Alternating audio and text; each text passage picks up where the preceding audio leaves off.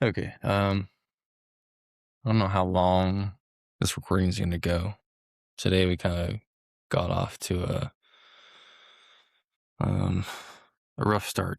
Well, not a rough start, but just things keep kind of getting in the way. Like I woke up late, and then I was trying to print out something earlier, and I had to reset the Wi-Fi, and then I also had to fix the printing. I had to clean like the printing and whatnot, and I still got to do my bike ride. It's almost 11. And I mean, that's fine because I think it was supposed to rain at around 10 or something. Now it's saying it's gonna rain at 11, so I have no idea actually. Um, so we might have to wait later, maybe at 12 to go bike riding, which isn't rain possible around 11:45. Yeah, we might have to wait until 12. So I guess in the meantime I can do some of this stuff here, but kind of a slow start, and I'd like to do a longer recording. I just don't really know. Like I don't have much motivation right now to do like a sermon based one, so I don't really know what to do it about. I'm kind of just getting on here. I thought about talking about my book, or at least going through what's written here. How to put it? I don't know. I don't have a lot of motivation right now, or at least I don't have anything to talk about.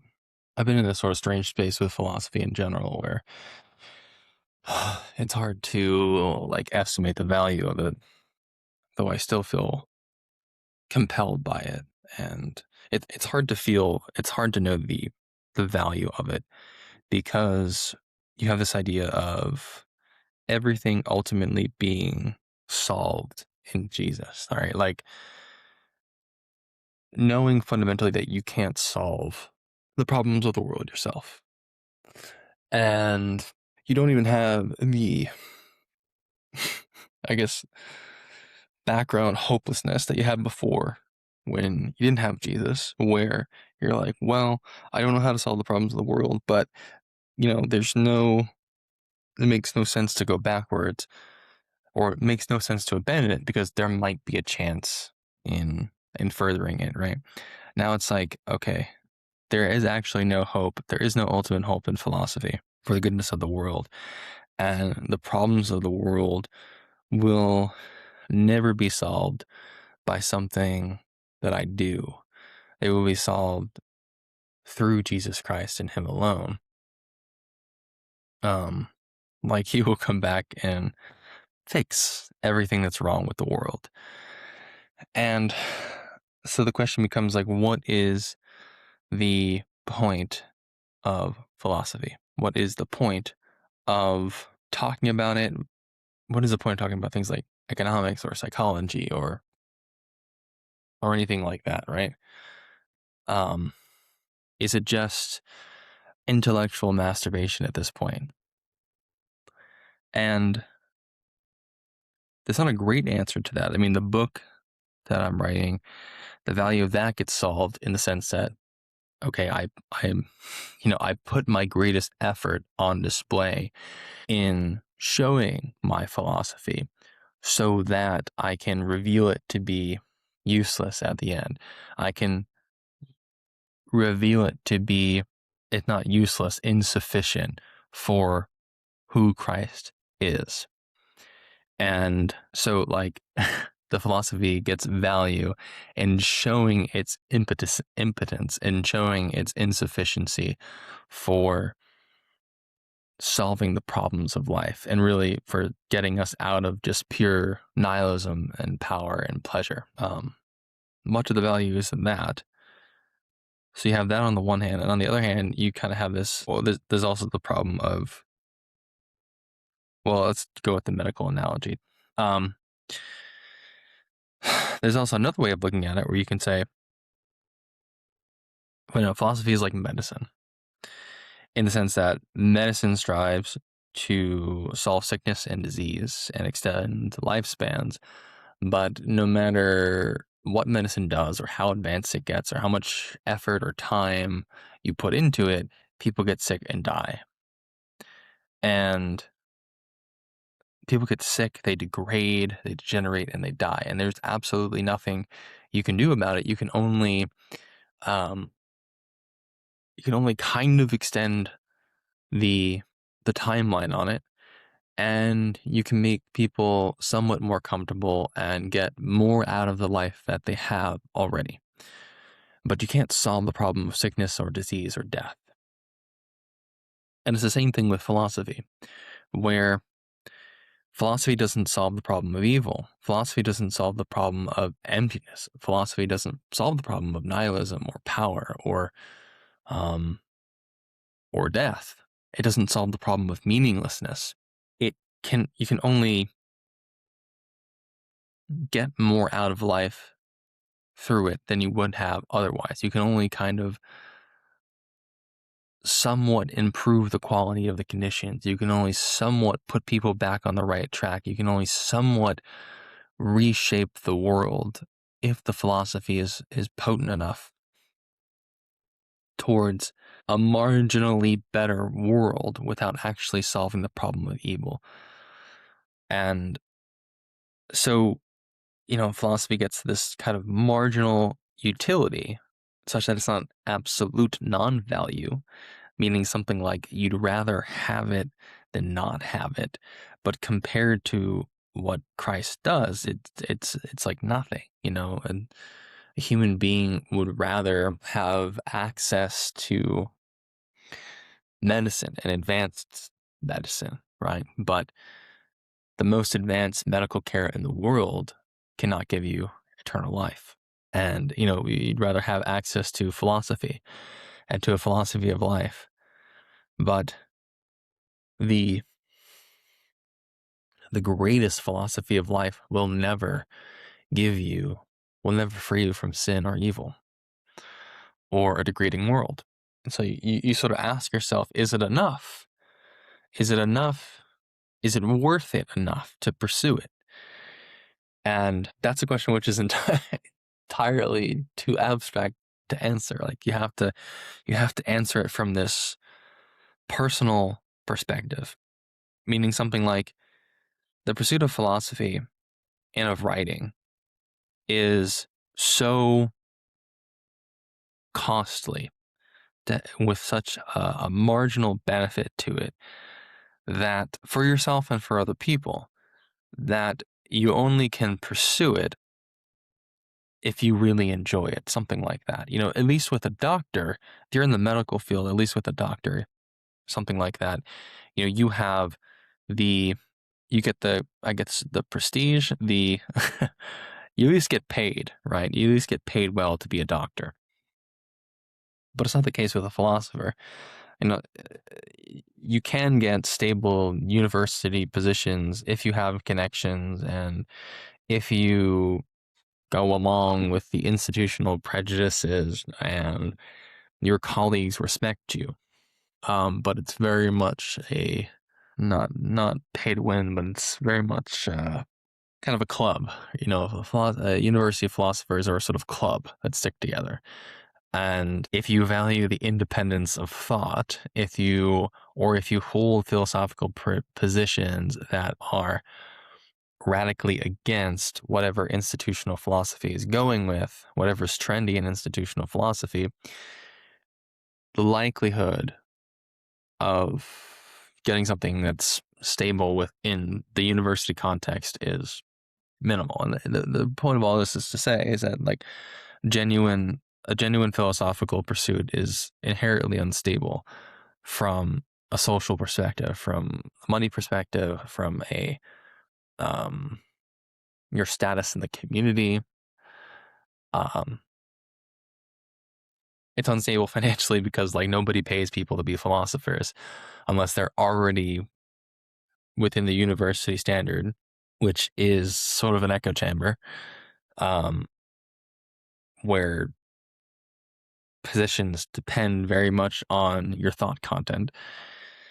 And socially unstable because if you're a philosopher who has any sort of radical ideas, right? If you're a person who is thinking outside of the mainstream, you could say, then the likelihood that you're going to get significant social pushback is significant. So it's socially costly, it's financially costly, it's costly in terms of time because you spend years and years and years thinking and writing and reading to come up with marginally beneficial ideas that most people are not going to even be interested in seriously engaging with.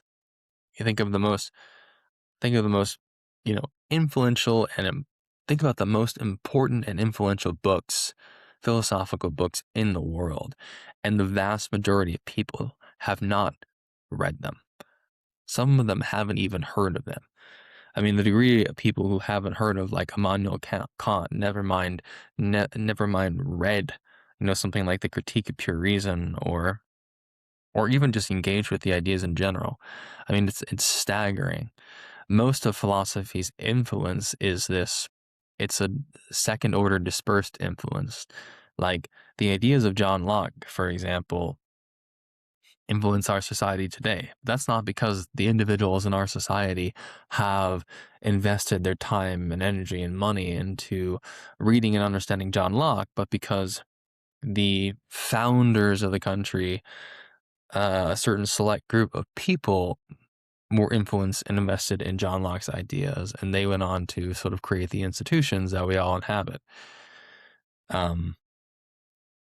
That most people inhabit in sort of a blind way, which is to say that most people are not interested in pioneering ideas. They're interested in successfully operating within the rules of the game that are set up already. And so you can see the influence of that. Even if you get into political circles, like the left, and especially the extreme left, is influenced by ideas from Hegel and Marx and the Frankfurt School and Foucault and these kinds of stuff. But the actual amount of people in that movement who have directly engaged with those thinkers in a substantial way, never mind directly engaged with the counter arguments, something like the Austrian School or Ayn Rand or libertarian thinkers or something like that, is minuscule. It's the leaders of the movement who engage with these things and sort of proliferate the ideas down to, I guess for lack of a better word, the intellectual foot soldiers who go out and actually have this commentary in the public space. So your actual, even as a philosopher, your direct influence is small, and it's dispersed, and it's not necessarily in your hands, and it's often greatly misunderstood and misapplied, even if you're careful about how you're going about presenting it, right? So, all this is to say is that from a Christian perspective, ultimately philosophy fails completely in its ability to solve the problem it's trying to solve. And then the philosophical life is sort of uniquely costly, financially and socially, and I guess in the normal ways that we would measure success, whether we explicitly agree to it or not, the philosophical life is costly. And I guess I often wonder to myself, I wonder to myself, what keeps driving me on? Because it's more than just like idolatry, in a sense, because that's the first criticism that comes to my mind. Is this just an idolatry? Is this just the thing that I worship instead of Jesus, right? Is this the thing that is a sunk cost fallacy because I've invested so much time into it? But the innate interest in it doesn't go away. And the excitement I feel about talking about it with people doesn't go away. It gets reshaped. It gets reconfigured. It has different applications. It has just different focuses. It has different foundations. But it doesn't really go away. And it's a similar thing with writing. I mean, the two are just sort of conjoined or combined there. It's like, to me, even if Jesus solves the problem of evil, philosophy doesn't end up losing its value to me. I mean, I spent 10 years as an atheist pursuing philosophy, and I was greatly helped by it. I was greatly influenced by it. I was greatly changed by it. I came from a circumstance that where, I should have ended up in an incredibly worse situation. But I had philosophy, I had writing. That about it, I had and I still have a talent for it. And I've always kind of wanted that lifestyle of leading people into it, leading people into it, but in the right way. Because I've seen philosophical thinkers go down the wrong path, like the egoistic path. And I mean egoistic in the sense of, here's my philosophical system and it is the truth. And if you think outside of this system, then you're evil or you're stupid, essentially, is the argument always goes down. And of course, just the whole atheistic side of it, where they think that their salvation lies in philosophy. And the truth is that your salvation does not lie in philosophy, it lies in Jesus. But philosophy can be such an indispensable tool for understanding our world and making good out of it. And, maybe that says more about Jesus than it says about philosophy, because Jesus is so astronomically more valuable to our ultimate salvation and to our ultimate eternity that the power of philosophy pales in comparison to it. But philosophy is not unimportant. Philosophy is not therefore unpowerful. Philosophy can rescue a child out of the abuse that they've suffered and give them a sense of understanding about themselves and the world that helps transform themselves and the world.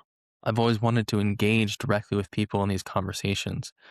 And, someone with a person like Stefan Molyneux, where, he's got his own problems, right? But as somebody who goes and shares their thoughts as best as they can um, to the world around them without trying to have all the definitive answers, and having the emphasis really be much more on, I guess, thinking for yourself. Oh, yeah, really thinking for yourself, right?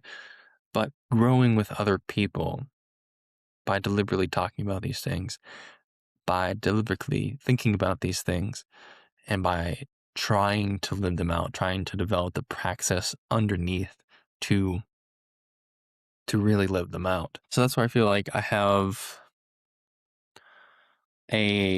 where I feel like that's where I was meant to do. Or that's such a significant part of what I'm meant to do. And it's not to get rid of the evangelistic part, but it's also to, I don't know how to put it, stay true to the things that I have already, stay true to the how do I put it? Stay true to that part of myself that is so significant and so central. And of course, yes, like adopting it for Christ's sake. But how do I put it? Embrace this as the thing that I do with my life, right?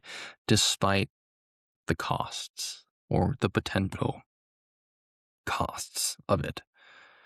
I think maybe that's the best way of putting it. And yesterday I felt very calm about this. I felt very much like I had come to accept it, because I had been thinking along the lines of, well, why don't I go, you know, 30's still young enough to go into something like nursing, right? Like, oh, I should go into nursing because go to school and get the degree for nursing principally because it makes money, principally because I would make more money. And I think, well, I need to make more money. Why? Because I feel, I don't know, some sort of obligation to make more money, or I have some sort of vague idea that if I had more money, then somehow that's going to make me feel more secure or meaningful, right? Or purposeful. I don't know. And you think, like, at least nursing would be valuable, right? Whereas, is this philosophy thing even valuable? And it's not valuable to many other people but me.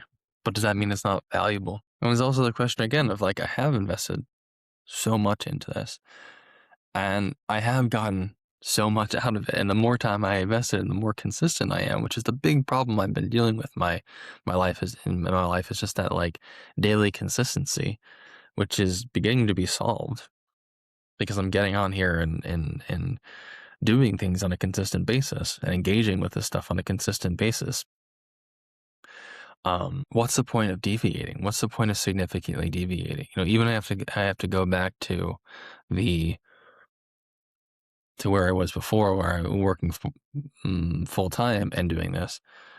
I mean, it's fine. I'd rather go back to that slow and grow kind of idea where at least I have it's consistent. Like maybe I only have a half an hour a day to like put myself into this, but and I don't know exactly how it's going to pay off, except that I think the philosophy I've created could actually really help people's lives. And then you tie it in to Christ himself, and then you've got, how I put it, you've got the best of both worlds, right? You've got the ultimate telos in heaven through Christ, and you also have a life that is authentic here on earth. And not only that, but just being able to set people on the right course, especially younger people who, are beginning out in life and they have those questions of meaning, and maybe they have a background that they're struggling to deal with. And my philosophy has just so much to say to people's lives, so much that is valuable to say to people's lives. And even if people don't agree with me, those conversations in and of themselves are so powerful. The difference between somebody who is actively thinking about life and its meaning, who is actively thinking about right and wrong, who is actively thinking about the kind of world that they live in, who's actively thinking about who they are and what they want, who is actively thinking about, how do I develop my relationships, and what is love, and what is authenticity, and what is power, and what kind of world do we live in. Those kinds of conversations, those kinds of thoughts, those kinds of self-confrontations, relational confrontations are so crucial to life, and they often don't happen unless somebody challenges you, right? The people don't tend to seek these things out. They have to be sought. They have to be challenged with it, and that's one of the most important things that a philosopher can do, is go out and even just get people to be thinking about these questions, even if they don't come to the same conclusions as you, because inevitably, and this is again what Christianity helps you do, you have to have humility when it comes to your own philosophy. You have to have humility when it comes to your own ideas of the world, because inevitably, what you have thought out is mistaken. There are holes that you don't understand. There are connections which are broken. There is incompleteness.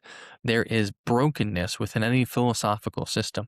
Just like there's brokenness in the medical field, and there's broken and gaps in knowledge, and et cetera, et cetera. It's the same everywhere because we live in a broken world. It's not like you go out and you have this perfect philosophical system that solves every kind of problem, because the only thing that solves every problem is Jesus Christ. But it doesn't mean that philosophy in and of itself is not crucially important.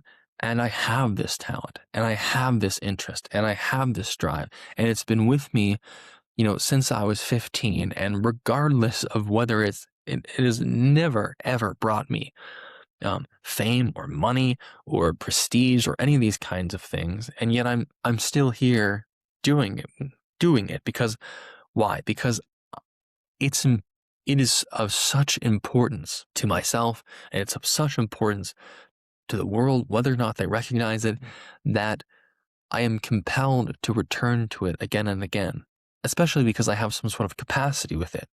So I can't just leave it aside. I could never just turn away from it. It has to be the thing which I do, or at least a significant part of that. And if that means I have to work full time at, a crappy job, but I still get time to do this, then I want to do that rather than, invest my time in a job just to get more money.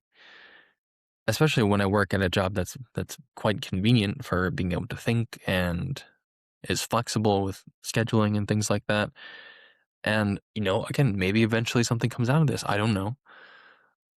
Again, I'm overcoming the biggest hurdle I've had so far, which is the consistency, where it's like every single day I am building upon something.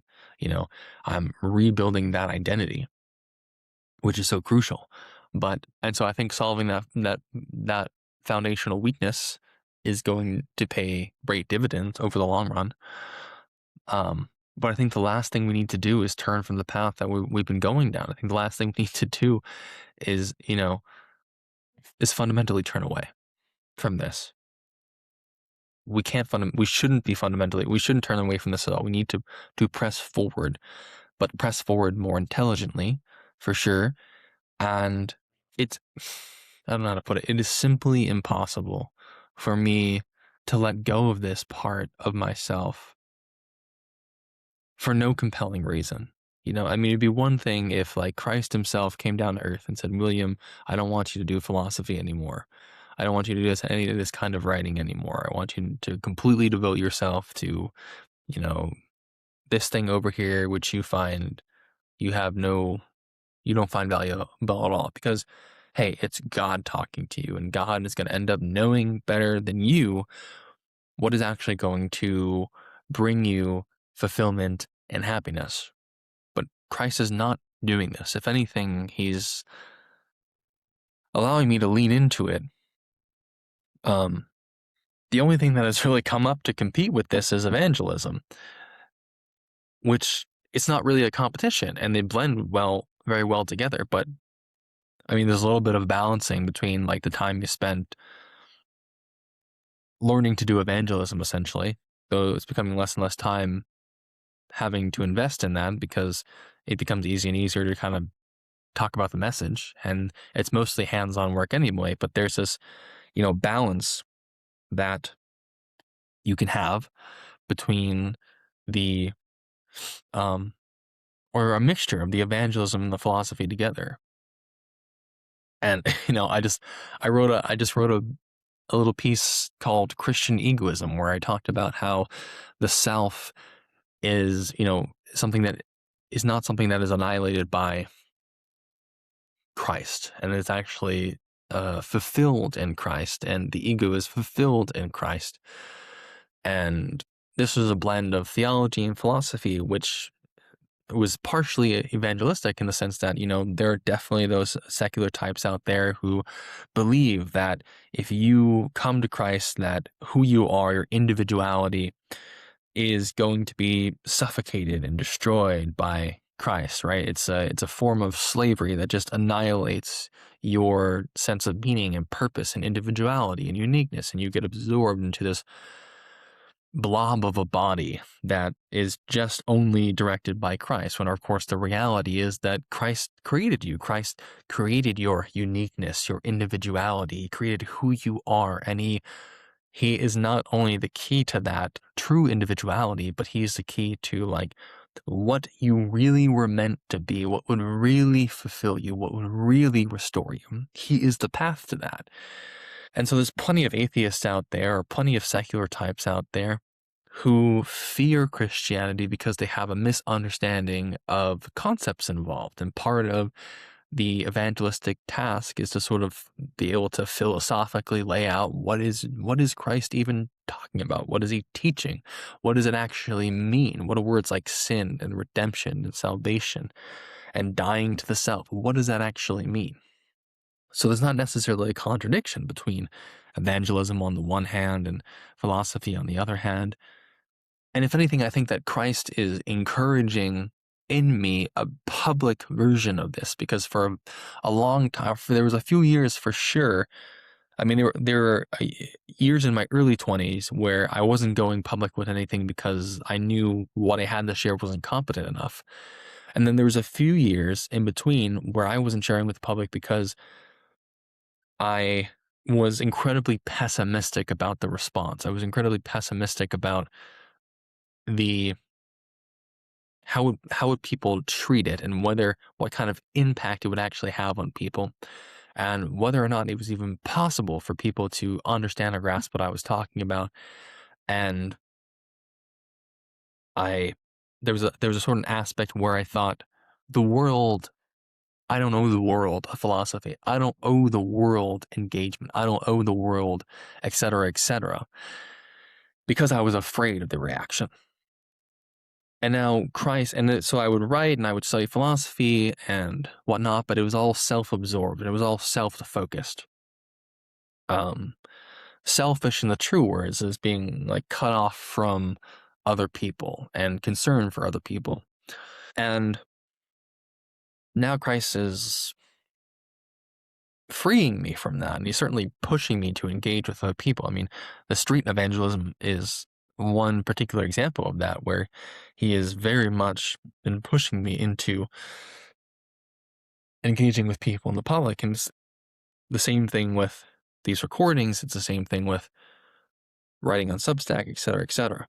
But anyway, um, we're getting close to 40 minutes here, so I I don't know how much more I have to talk about, but anyway, we'll end it here.